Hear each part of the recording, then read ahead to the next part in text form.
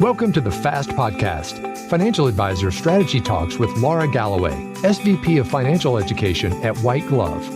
Laura provides advisors with an opportunity to hear from some of the best minds in the business. Follow along to learn quick tips to help you grow your business, from gaining new leads to keeping current clients engaged, and everything in between. Now, on to the show. Hello and welcome to the FAST Podcast with your host, Laura Galloway from White Glove. Laura, what's going on? Hey, Eric, I'm excited to be here today and every day, but this is so fun because I'm going to bring a lot of energy to the podcast today with my guest, Julie Johnson. So Let me tell you a little bit about Julie. She's awesome. She started her career in 1996 as a rookie with Smith Barney in Denver. And by 2007, she and her team managed over $1 billion in AUM. That's pretty crazy. They moved their team and every client, including pensions, foundations, 401k, family offices, and ultra high net worth individuals to UBS in the fall of 2007. And then came 2008. Julie, having obtained her CFP and CIMA designations, was named the SVP with UBS. Keep up. This is acronym soup here.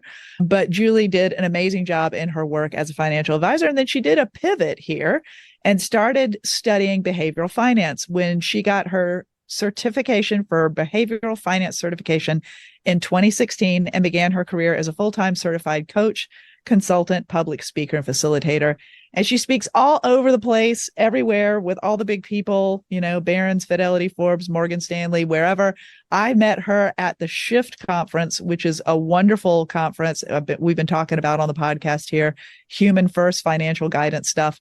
And we just really hit it off. And I told Julie I wanted to have her come to the podcast and talk a little bit about the work she does on building trust and connections with some women and next-gen investors, and just give advisors listening to us here on the show some of the really strategic stuff, but I'm very interested in tactical stuff, so how they can be better. So Julie, thanks so much for joining us. Welcome to the FAST Podcast.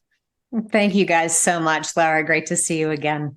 Awesome. So let's just jump in and talk a little bit about you've been doing a lot of studies, and I know you don't call yourself quote unquote a researcher, but you're doing a lot of research on this stuff that's coming out of Wharton and Harvard and Vanguard that talk about the need and the way to be engaging women and those next gen investors so that you can really build that trust and help advisors deepen the relationships with these clients. Can you just share a little bit about what you've learned from those findings? Absolutely. I think one of the most important things that we found, which is I've been a relationship advisor since I started 25 plus years ago, right? Before and it was cool. Way before it was cool, before soft skills, EQ, any of that was even a thought, right? Or behavioral finance for that matter. And to be completely honest, I was told on a very regular basis, Julie, this is business, it's not personal. Move on. You're spending too much time getting to know the clients. This is not time well spent.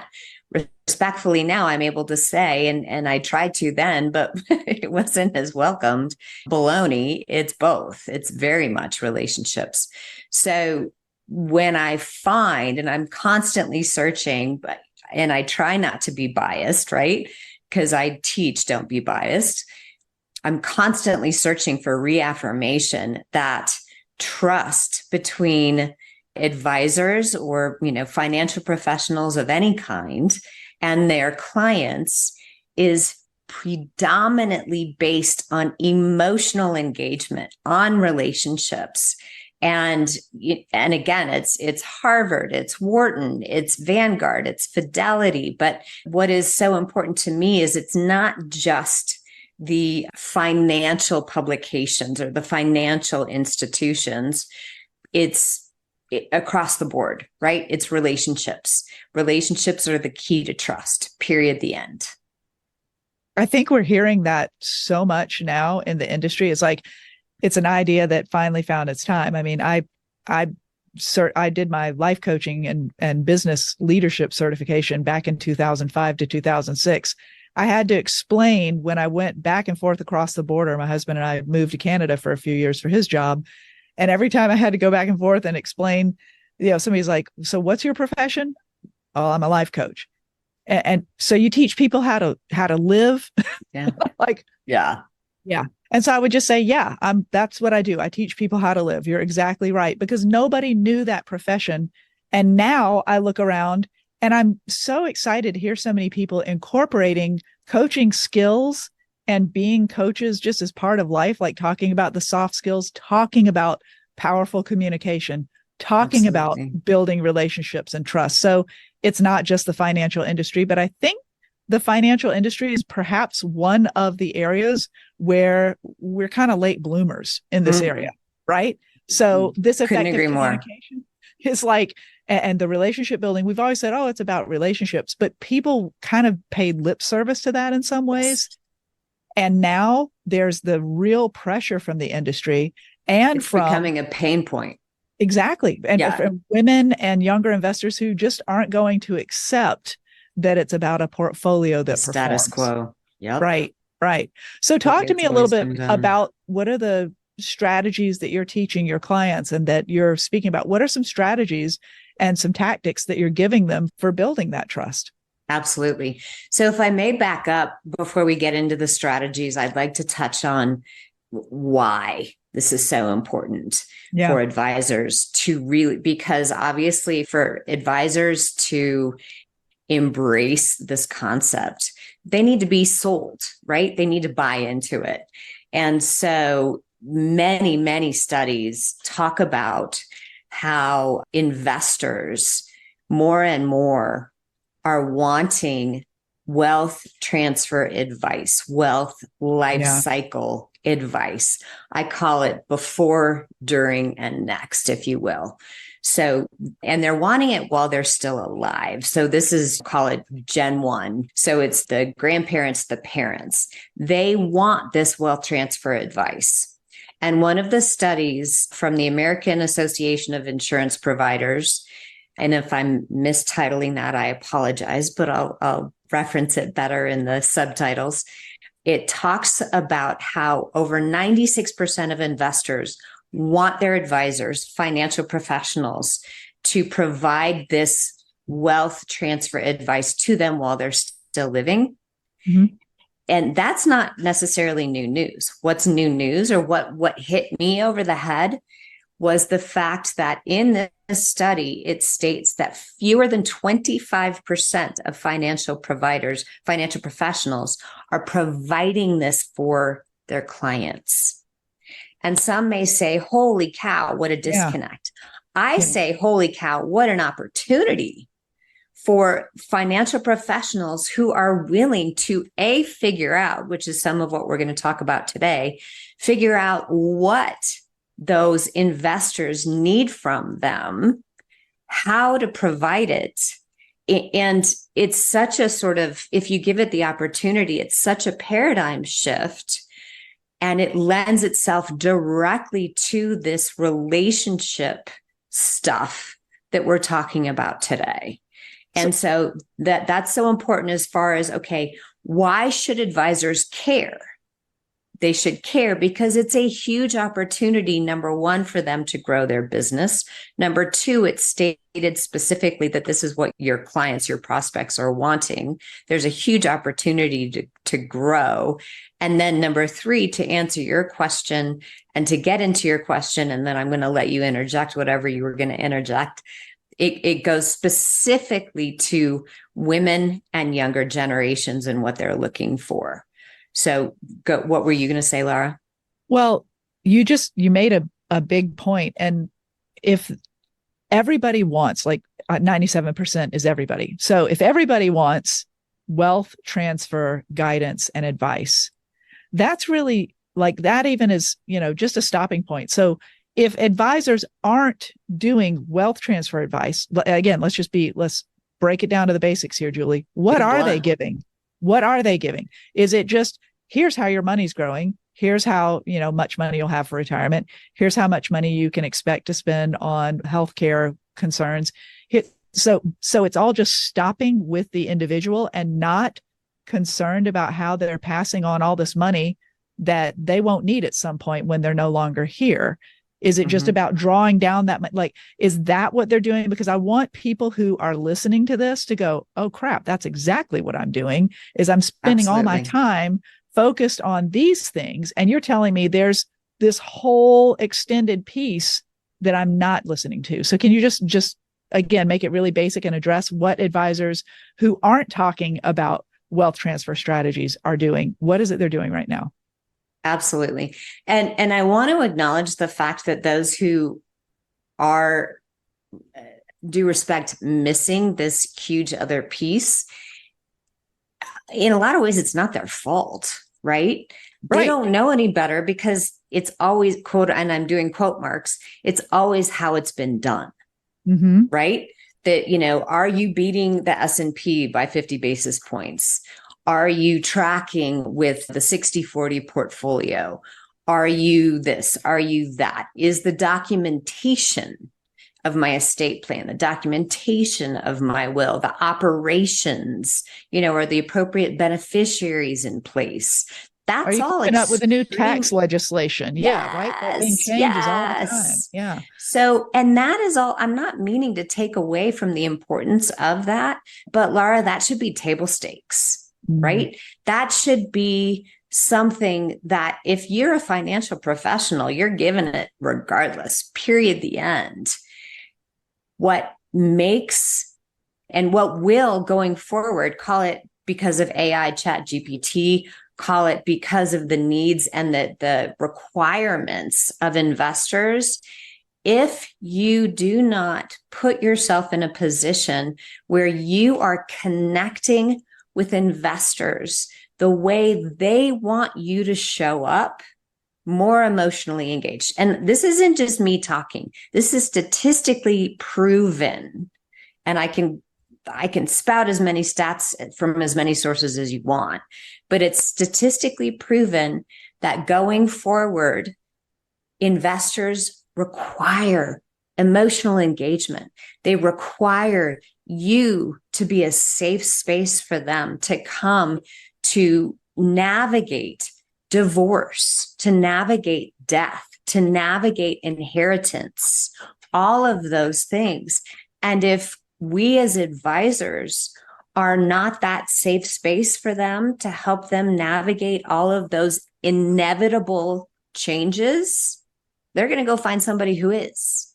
Yeah. These transitions drive us to think about our money. They drive us to think about our finances, right? And then I love, just again, to make the connection really clear, because you're saying advisors need to be sold on this. The industry has trained advisors to say, you got to do performance, portfolio, risk mitigation, tax, market knowledge, all that stuff. CFP, and that's competence, right? And competence is key. And being a fiduciary, the knowledge is key.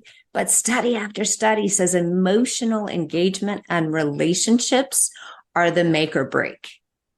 So let's talk about that. What does that look like? An advisor may be listening to this going, I'm not a therapist. I can't all of a sudden just become one.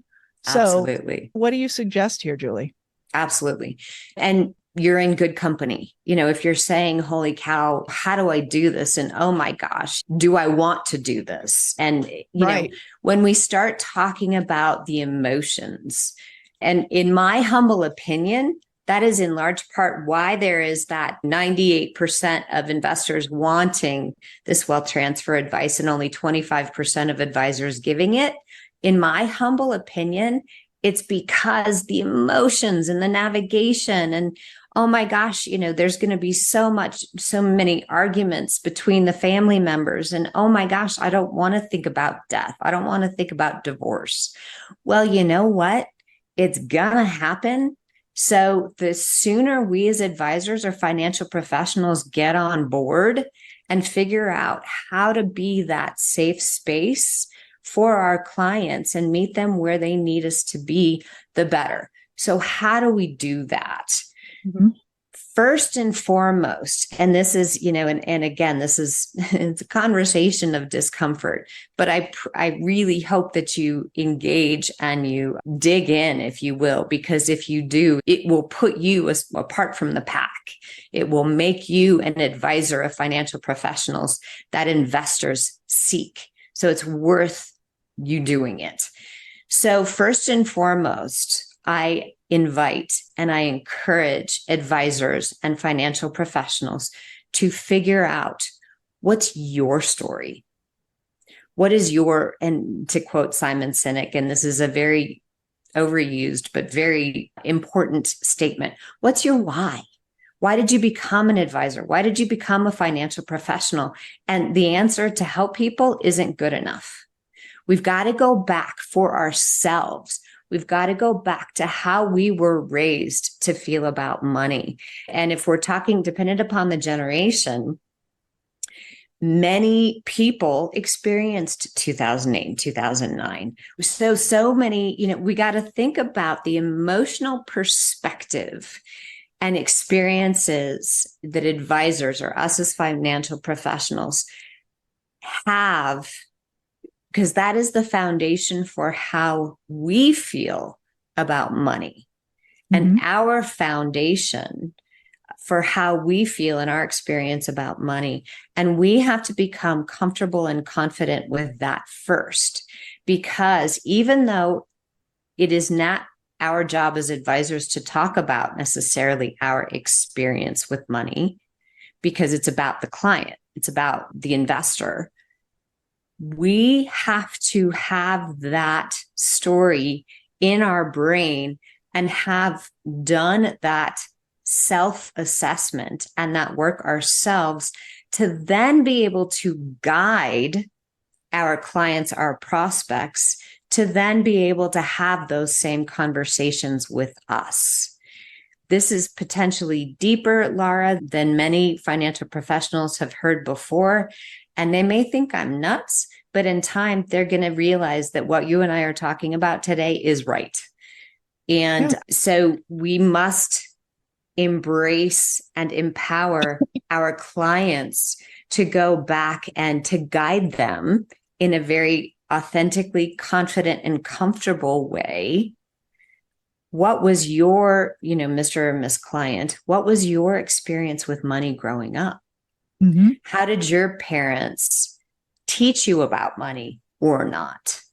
Did you hear them talk about money? Was it stressful? Was it dreams? What was it for you? And go back and share those memories with me, because if we don't take them back to that, then we talk about, 2008, 2009, we talk about COVID. These are how we figure out our clients' true risk tolerances. It's not an algorithm, or maybe it is in part an algorithm, right? It's not, okay, can you tolerate a 15% loss from a long-term performance standpoint? Yeah, that's part of it. But the part of it is the fear, the anxiety, the nausea that what keeps us up at night. It's not, will another financial crisis happen? It's when, right?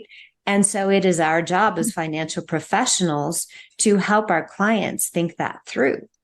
And we can't, it's our job to say, okay, we don't know what we don't know as far as what's going to happen and when, but we know that something's going to happen.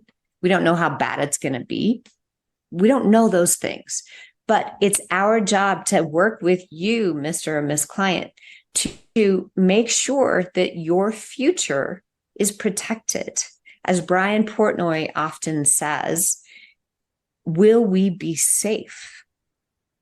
And that is the number one factor that women and the younger generations want to know is my family, am I and is my family going to be safe? Are we going to we're living longer than we ever have before? Do I have enough money to live the way I want to live until I pass? And then is there potentially going to be money left over for my family? And the reason why we need to focus also, I'm going to jump into why women and why next gen. By 2030, women and people under the age of 55 will be responsible for, depending upon what place you look, what statistic you reference, as much as 65% or more of investable assets. So that is the answer to why do I need to engage better with women? Why do I need to engage better with the younger generation? It's because in less than 7 years, they are your client. And That's an eye-opening stat. Right? Yeah. I mean, and that's going to be here in the blink of an eye. Yeah. And so it's not an if, it's a when. We need to meet them where they need us to be. And again, statistics prove women and the younger generations, and we need to be careful. And so legal subtext here, never ever assume based upon gender or age or anything else that we, and I'm doing air quotes again, that we know where they are. We have to be curious. We have to ask the questions. So don't go into a conversation with assumptions. Go into a conversation having done your homework, but pose everything as a question. And, my understanding is that women care a great deal about their family and their safety. And that is more important to them than, is our portfolio beating the S&P by 50 basis points? Is that how you feel? And share more about that with me. Right? So you pose it as a question, and you can even say, based upon, the 10 years of work that I've done as an advisor and the clients that I've worked with, here's what I've found, because that also shares with them, hey, this person knows what they're doing. They're Incredible expert. They're socially connected. They're psychologically and emotionally connected with the needs, and they're paying attention to the overarching needs, not just the market, but the needs of their clients. And so I think that, I feel pretty good that they're going to do that with me too. And they're not making an assumption because I'm, a 60-year-old woman or a 50-year-old man or what have you. They're asking questions. And so they've done the homework. You got to do your homework before you go into any meeting, of course, but they're posing it as a question. Yeah. And that by asking questions, that also drives emotional engagement and inherently drives trust. Yeah. And I love what you're saying here and laying it out really strategically for our workshop hosts. I've heard a lot of our advisors using a really smart approach that I think makes a lot of sense. And it's when you're getting someone that maybe attended a workshop and now they're coming to your office for that first time meeting, or maybe you're calling them and reminding them and making sure that, maybe prepping them a little bit, maybe doing a fit call, whatever, before that meeting. People have different approaches. This all works. But I've heard that one of the best ways to open that conversation with a prospect when you're sitting down in that meeting is to just ask these big open-ended questions about, what did you grow up hearing about money? How did your parents treat money? What was it, a positive? Was it just tell me a little bit about your history, because I understand that the majority of our decisions in the world are based on our emotions. They're driven by our emotions. And I want to make sure that I'm listening to you and understanding what sort of emotions might drive some of the decisions, the goals, the things that you might choose to do with your money, or the things that you want me to understand about your money. And I think, again, strategically asking those questions, what a great way, to start a relationship, right? Not asking, a lot more just very tactical, numeric questions, but asking a very open-ended question and saying, and putting it in context about, I understand that this is going to drive some of the decisions that you make. And that makes perfect sense. So for us to get on the same page, tell me a little bit about that. And that shows you are a relationship person. It gives the person the chance to get engaged, right? Advice engagement is huge right now. So getting them to be the one talking and telling, the more questions you ask, the more the other person talks. That's what you want in a relationship from the start.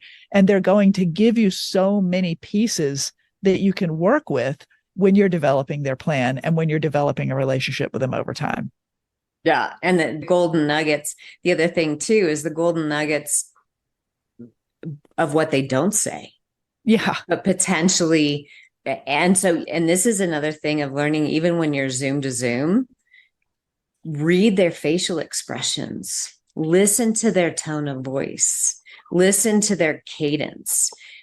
When they're looking away, is it because they're stressed? Is it because they're uncomfortable? Is it because they're talking about something that's clearly emotionally like, oh, it was very, very stressful? And unfortunately, or fortunately, some of that for the newer advisors comes with experience. But the more hey, I need to be paying attention to body language and tone of voice and words. And this is, a totally aside.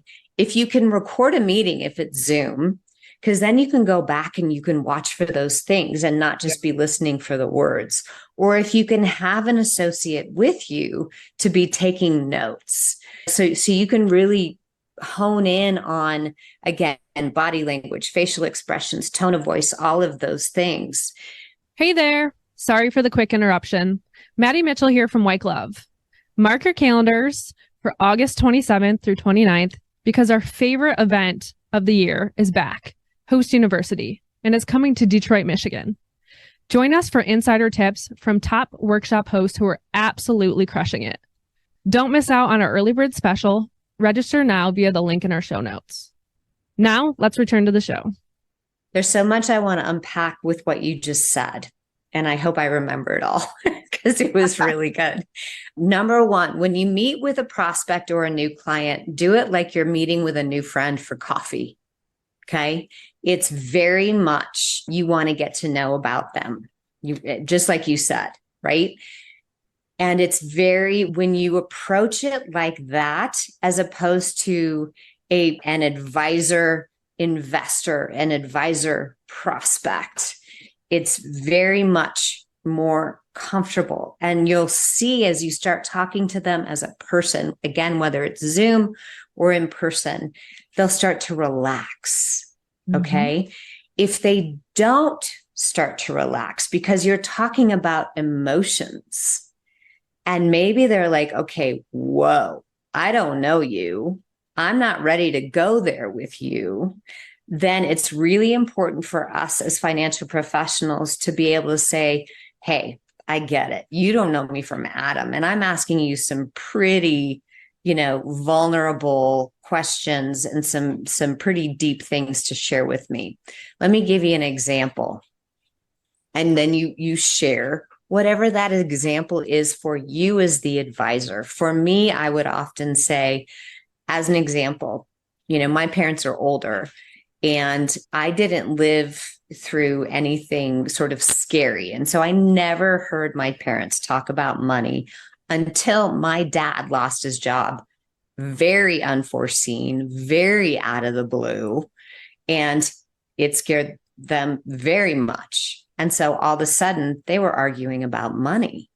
I was in my mid-teens. I'd never heard this before. And that scared me. And so that is why I became a financial advisor.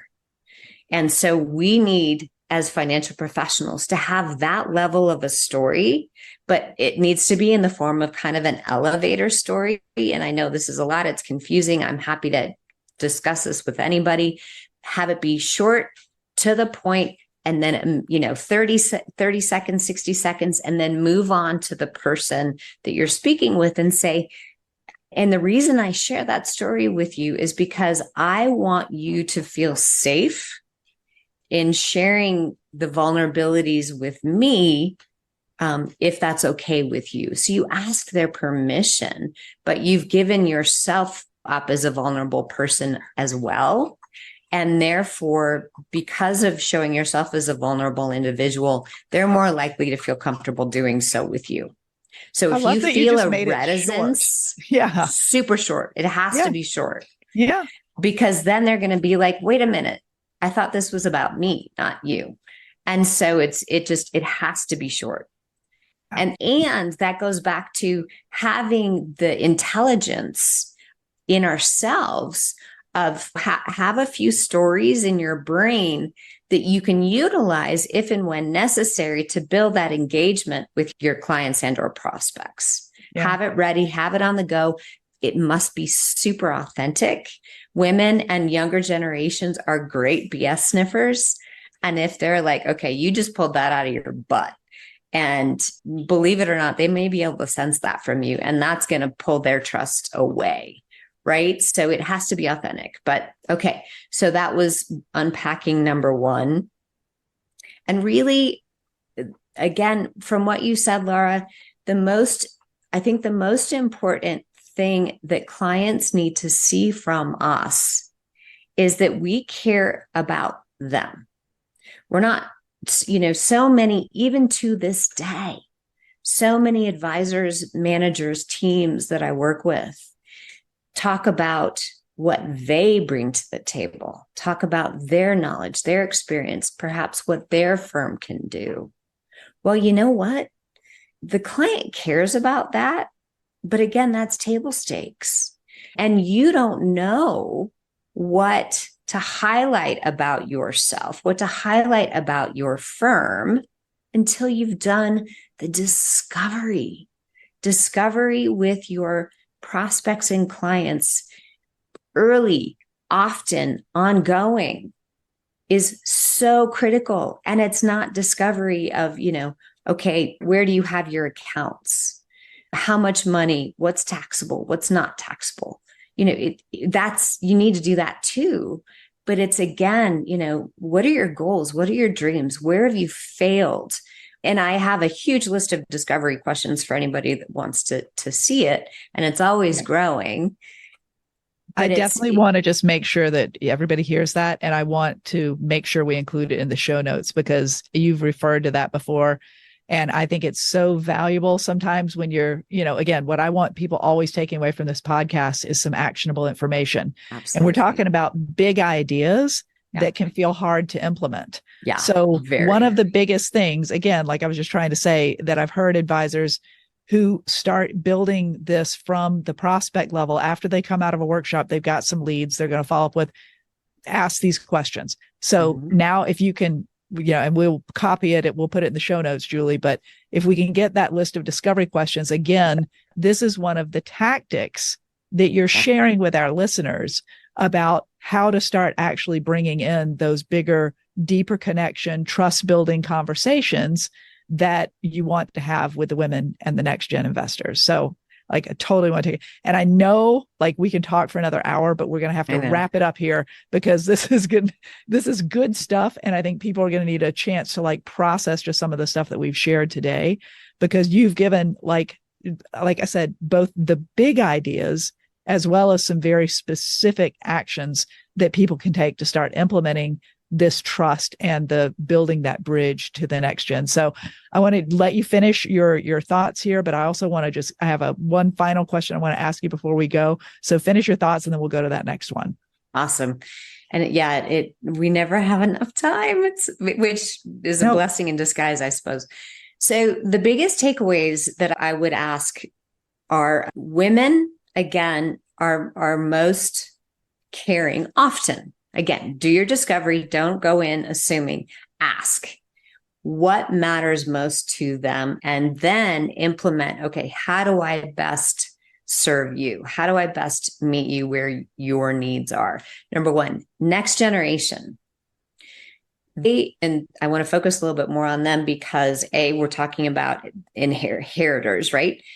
Number one. Number two, if you are uncomfortable, and so many advisors, and again, I'm making a broad generalization, the younger generation believes very much and is driven and value-based on work-life balance, on perhaps taking time off, taking a sabbatical, 2 months to go do whatever they want to do. So when we're budgeting for them and working with them on their budget, that comes into play. So if you hear them talk about that, some of us as older financial professionals, are like, wait, what? Yeah. So it's like a pre-retirement. right? What? Yeah. So have a poker face. a smiling poker face. So nothing, kind of. Or just admit it sounds like a great Right. idea. I wish we thought of it. Exactly. Perfect. And another thing, what other younger generations are often worried about is, where's Social Security going to be when they retire? So how, they're having young kids. How do I plan for college? And how do I plan for retirement at the same time? Yeah. And many of them have a huge amount of college debt. Right. So it's again, these knowledge points are imperative if we as financial professionals want to connect authentically with the younger generation, which again, I can't stress to you how important it is.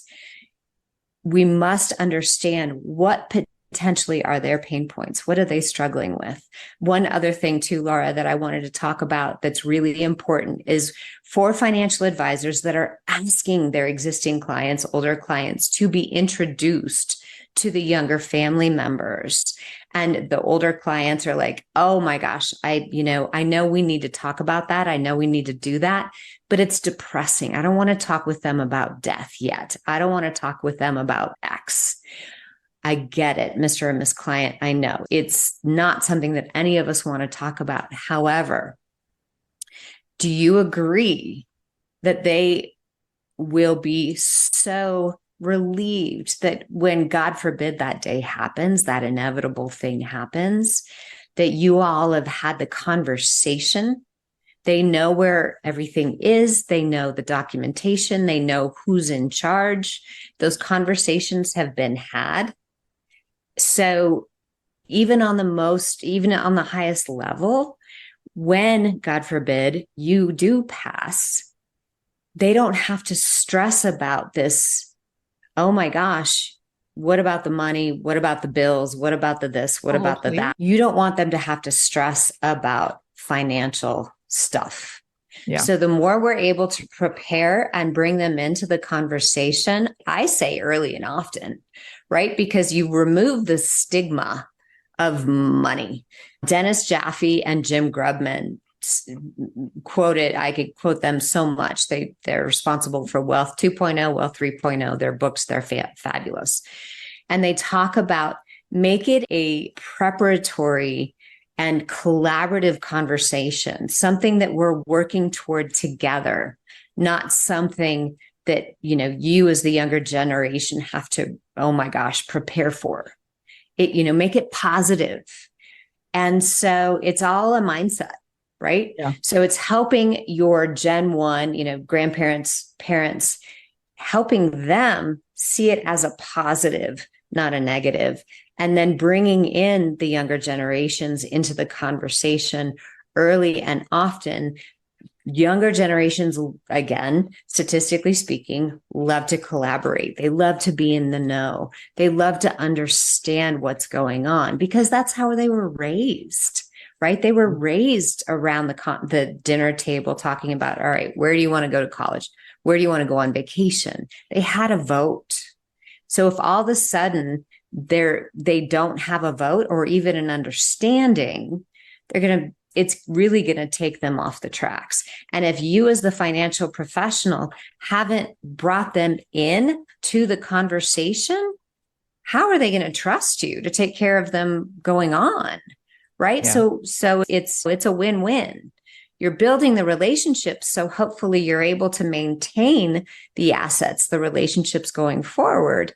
But also it just alleviates, our job as financial professionals is to alleviate the stress for our clients and to let them share with them so that they know that that's what we're doing, right? We're alleviating the stress. So anyway, so much more to touch on, but I know. Well, I know it's hard. It's hard to get slow it down once we get going, but this is all amazing stuff and really valuable information that I think, again, we're breaking down some big ideas and making them pretty simple for people to start applying so that they can connect with the next gen and with the women investors and be a part of the great wealth transfer, not get left behind by it. There's so many, I know you've got so many stats on that, and it's amazing. We're seeing more and more about this every day. But just to wrap us up today, it's been awesome having you here. And I would thank you for being here. I would love for you to share what I ask everybody to share at the end, which is just a definition of success for yourself, for your clients, whatever. I would just love to hear some sort of idea, mindset that you have that helps you determine success in your life. I love this question, and thank you for giving it to me ahead of time because it let me think it through a little bit better. For me, the greatest level of success that I feel that I've been honored to achieve through so many experiences and so much training is the ability to come when I have conversations with people professionally and personally with what I call, and many philosophers call, a blank slate. And what that means is I do the best I can to come into a conversation with no bias, so that the person I'm speaking with can share with me whatever is going on for them. And I do the best I can to react in a curious, I want to understand that better. I want to learn more, not what, like, what are you thinking? And the vibe and the energy that we give to our friends, our family, new people we're meeting, professional people, clients, prospects, peers. If we embrace their perspective with a point of curiosity and wanting to learn more, and not putting our experiences and our biases on them, then it invites this fabulous conversation. It invites this fabulous engagement and this building of trust and this openness, this reciprocal openness that otherwise we're potentially missing. And I mean, that's industry agnostic. Awesome. That's person agnostic. That's culture agnostic. Embrace curiosity. And so that's awesome. Thank you. I love it. I haven't heard that. I've certainly heard the idea, but I haven't heard that as somebody's definition of success. So I love that. And I think it's a really ponderable definition of success. So thank you for sharing that. Thank you so much, Laura. It has been a pleasure, Julie. Thank you for joining us on the podcast. And just tell us how we can reach out if people want to connect with you and find more, or reach out for those discovery session questions. How do they do that? Thank you. I love and I invite any kind of questions, any kind of thoughts, any kind of, hey, I'm dealing with this challenge, help me think it through. I love it. Please email me, Julie, Julie, at xycommunication.com. Communication is singular, so no S on the end. So Julie at xycommunication.com. Perfect. That's the best way. Thanks, Julie. Thank you all so much. Julie, this has been fantastic. Thank you so much for being an amazing guest. Laura, if people are listening to this going, Laura has shared so much with us through multiple guests, and they want to get in touch with you, can you give them some contact info as well, please? As always, you're welcome to go to our website, whiteglove.com, or email us at info@whiteglove.com. Thank you both again. Of course, our last thank you always goes to the listening audience. Thank you so much for tuning in and listening to the Fast Podcast with Laura Galloway. If you have not subscribed to the podcast yet, please click the subscribe now button below. This way, when Laura comes out with a new podcast, it'll show up directly on your listening device. And we humbly ask that you share this podcast, rate it, and leave a review, as this actually does help others find the show. Again, thank you so much for listening today. For everyone at White Glove, this is Eric Johnson reminding you to live your best day every day. And we'll see you next time. Thank you for listening to the Fast Podcast, Financial Advisor Strategy Talks with Laura Galloway, your go-to source designed to help you grow your business. Have questions about the topics covered during the show? Visit our website at www.whiteglove.com or email us at info@whiteglove.com. Don't forget to click the follow button to be notified when new episodes become available. The information covered and posted represents the views and opinions of the guests and does not necessarily represent the views and opinions of White Glove. The content has been made available for informational and educational purposes only. The content is not intended to be a substitute for professional investing advice. Always seek the advice of your financial advisor or other qualified financial services provider with any questions you may have regarding your investment planning.